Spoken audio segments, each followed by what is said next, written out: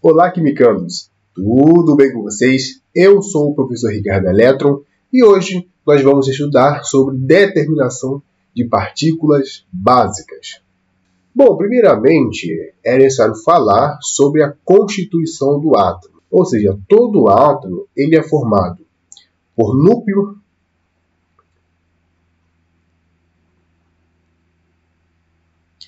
e também seguido de eletrosfera.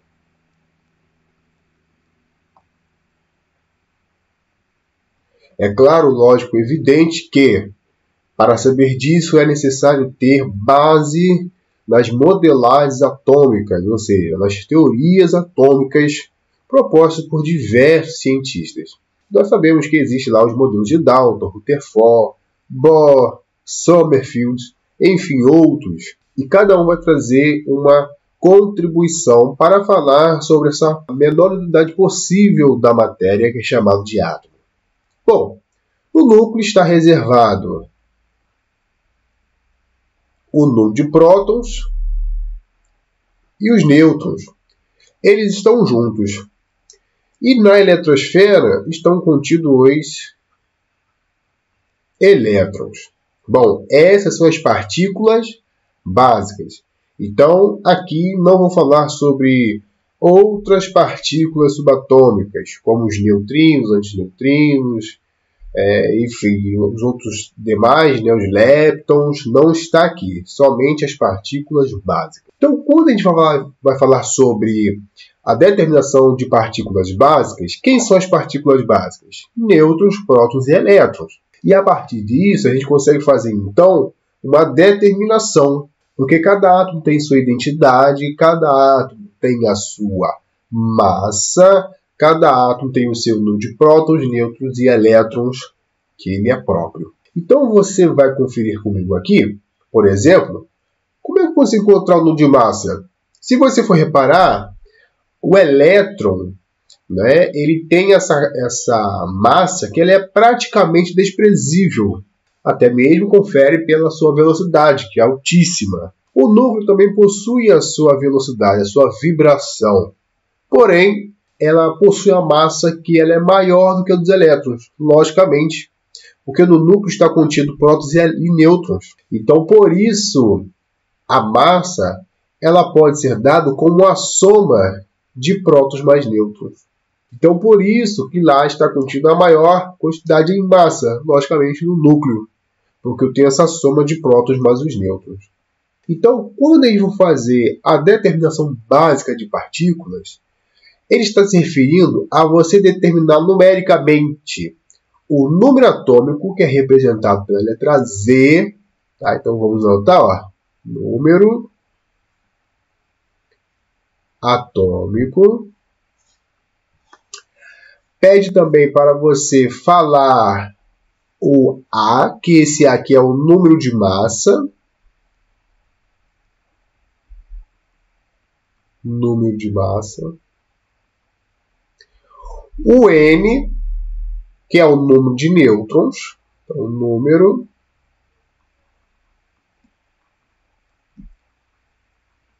de nêutrons.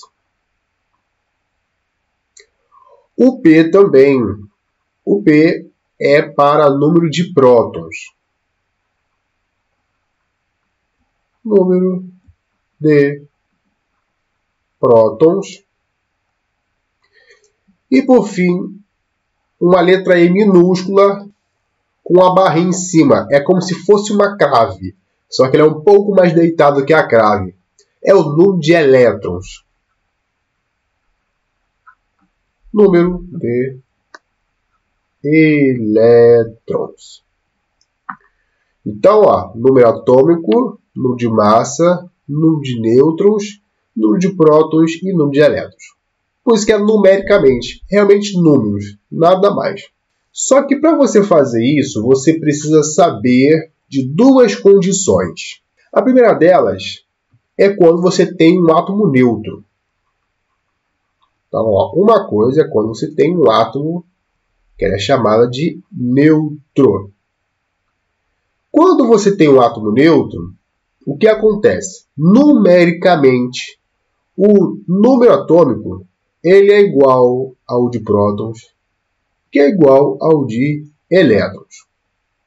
Então, isso numericamente. Ó, o Z, número atômico, ele é igual a P, no de prótons, que é igual ao de elétrons, o E.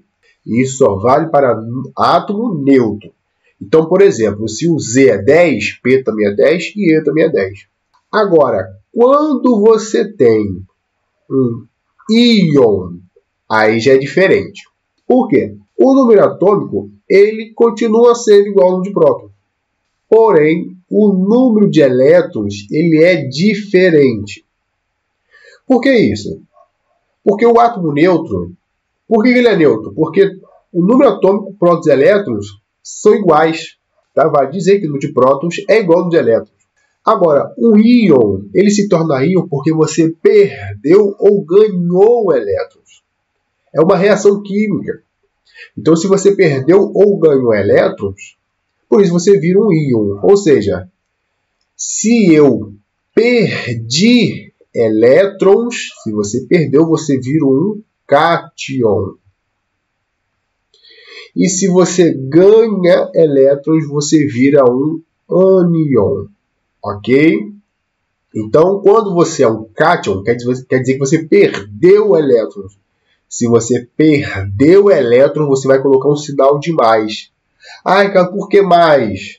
Porque a carga do elétron é negativa. Quando você perde carga negativa, você fica positivo. E no ânion, você está ganhando carga negativa. Ou seja, está ganhando elétron. Por isso, você vai ficar negativo. Então, vamos aplicar todo esse conhecimento no exercício? Vamos lá. Então, vamos lá, pessoal. Vamos começar, então, com esse carinha aí, ó, o Ca, que é o cálcio, tá? Tem esses dois números, 40 e o 20. Vamos, então, determinar suas partículas básicas. Então, por isso, temos algumas dicas aqui para facilitar esse processo. Tá? Por exemplo, entre 40 e o 20, quem é o maior número? 40 ou 20? Se você for reparar, é o 40, não é verdade? Esse 40, por ser o maior número, vai ser o quê? Ele vai ser a massa, concorda? Porque a massa ele é igual ao número de prótons mais os nêutrons. Ou seja, ele vem de uma soma. Por isso, ele é sempre o maior. Então, por isso, o A é o 40. Presta atenção. Esse 40 você só vai usar uma única vez.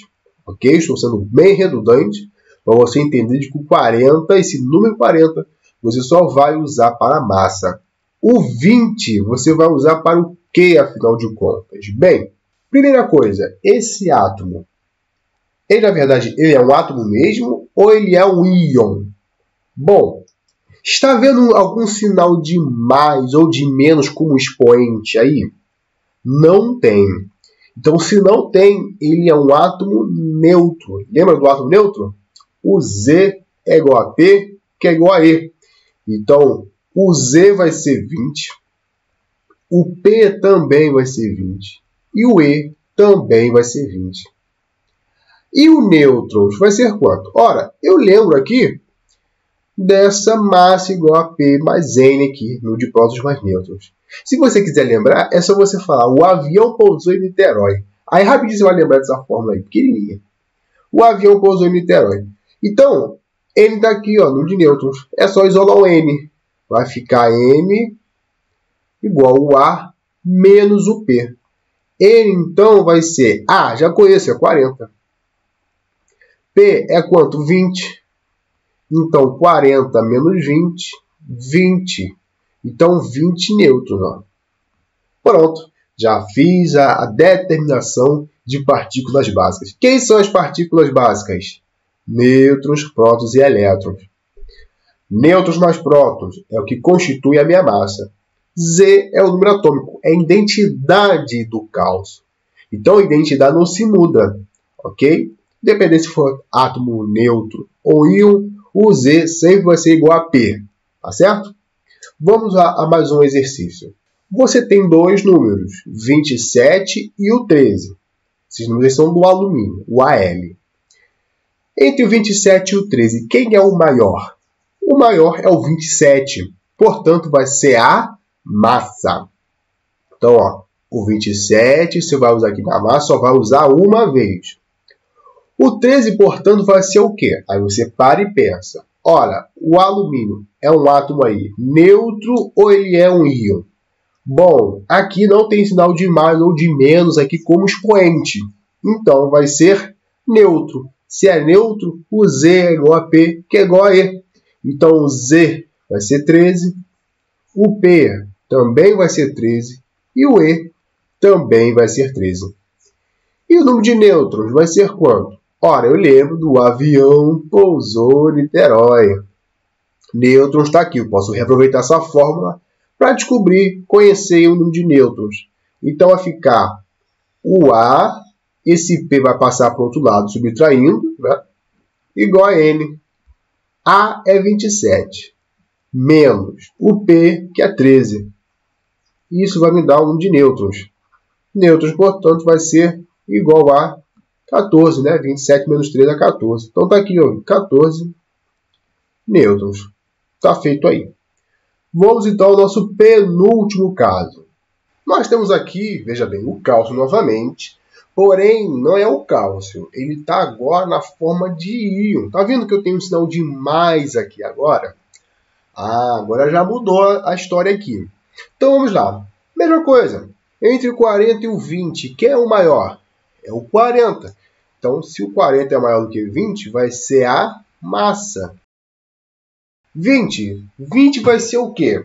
Aí você volta naquela pergunta. Ele é um átomo neutro ou ele é um íon? Bom, agora eu já tenho aqui, ó, um sinal de mais como expoente.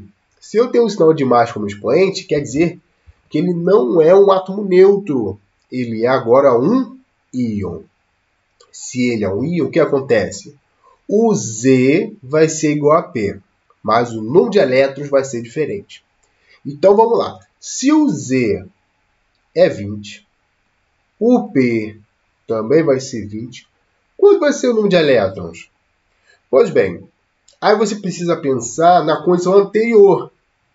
Se você não tivesse esse mais 2 aqui, se você não tivesse esse mais 2, quer dizer que você seria um átomo neutro, lembra? Então, antes você também tinha 20 elétrons. Mas agora, o que está acontecendo aqui? Eu tenho um mais 2. O que significa esse mais 2? São duas informações muito importantes. Mais quer dizer que você perdeu elétrons. E esse 2 quer dizer a quantidade de elétrons que você perdeu. Então, mais 2 significa o quê? Que você perdeu e perdeu quantos elétrons? 2. Então, a operação que você vai fazer aqui, ó, vai ser menos. Vai ser uma subtração. 20 menos 2. E 20 menos 2 é igual a 18. Então, esse vai ser o novo número de elétrons que você vai ter agora, com esse Ca mais 2. É o íon de cálcio. E o número de nêutrons? Mesma coisa, é só você pegar o 40 e diminuir a 20. Então, 40 menos 20, 20. Bom, vamos lá então para a nossa última situação, último caso aqui, tá? Então, nós temos aqui o íon de cloro, tá certo? Cloreto, já conheço o nome do cara, beleza. Entre o 35 e o 17, que é o maior, o 35, portanto, será a massa. Muito bem, então, ó, o 35 vai ser o A. O 17 vai ser o quê? Bom, lembra, ele é um íon. Então, o sinal de menos aí em cima. Então, quer dizer que esse 17 aí vai ser o número atômico, o número de prótons, e seria o número de elétrons. Porém, que informação é essa aqui em cima, hein? Que informação é essa? Quer dizer que eu ganhei elétrons. E se eu ganhei elétron, eu ganhei quanto? Ué, cara, não tem número nenhum aí. Joia, não tem número nenhum aí, quer dizer que é um só. Se fosse um número diferente de 1, estaria explícito aí. Como foi no caso anterior, lembra?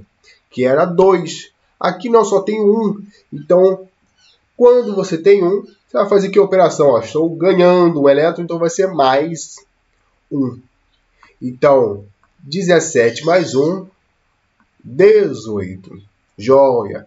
E aí, 35 menos 17 vai dar 18. 18 o quê? Nêutrons. Lembra? Porque eu peguei a massa, que é o 35, é o maior, e o 17, que é o número de prótons. 35 menos 17 vai dar 18. Bom, o que eu reparo aqui, ó. Aqui deu 18. E, Ricardo, eu acabei de fazer do cálcio aqui, né? Até aqui em cima, ó, do cálcio também deu 18. Olha só que legal. Isso é coincidência, Ricardo? Presta bem atenção aqui. O que nós temos aqui é um fenômeno chamado de isoátomos. Isoátomos.